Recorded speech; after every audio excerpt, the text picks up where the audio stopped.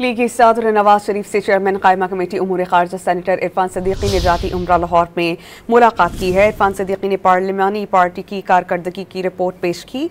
लीगी सदर नवाज शरीफ ने कहा कि पाकिस्तान की बहादुर मुसल्लह अफवाज ने इंतहाई पेशावराना महारत से वतन का दिफा किया। पाकिस्तान की पार्लियामेंट ने भी निहायत मुस्बत और तवाना किरदार अदा किया। कौमी सलामती के लिए हर किस्म की सियासी तकसीम भुलाकर यक आवाज़ होना इंतहाई खुश आइंद इक़दाम है। इस पर हम बात करते हैं डॉनेस के रिपोर्टर अदनान शेख से। अदनान, बताइएगा मजीद क्या डिस्कस किया गया इस अहम मुलाकात में?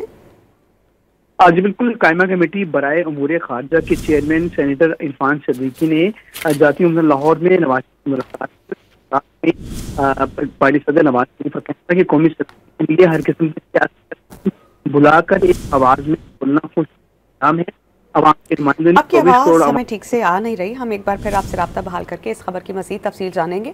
अपने देखने वालों को बता दें कि लीगी सदर नवाज शरीफ से चेयरमैन कायमा कमेटी उमूर खारजा सेनेटर इरफान सदीकी ने जाती उम्रा लाहौर में मुलाकात की है, जिसमें पार्लिमानी पार्टी की कारकर्दगी की रिपोर्ट पेश की गई। लीगी सदर नवाज शरीफ ने कहा कि पाकिस्तान की बहादुर मुसल्लह अफवाज ने इंतहाई पेशावराना महारत से वतन का दिफा किया है।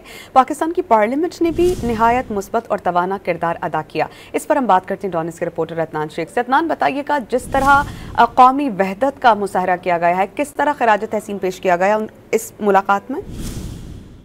मुलाकात में नवाज शरीफ का कहना था कि कौमी सलामती के लिए हर किस्म की सियासी तकसीम भुलाकर एक आवाज में बोलना खुश आइंद इक़दाम है। अवाम के नुमाइंदों ने 24 करोड़ अवाम के जज्बात की तर्जुमानी करते हुए अपनी बहादुर मुसल्लह अफवाज का हौसला बढ़ाया है।